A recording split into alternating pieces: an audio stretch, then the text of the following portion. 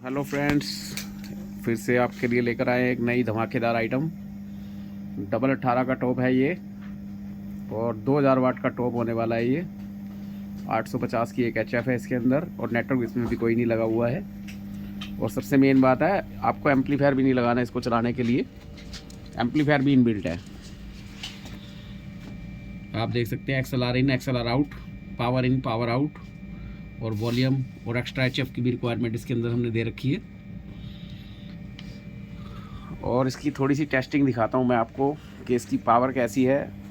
हटो बचो वाली पावर है। बेस भी काम करेगा इसका, साथ में टॉप के साथ साथ बेस का काम भी करेगा।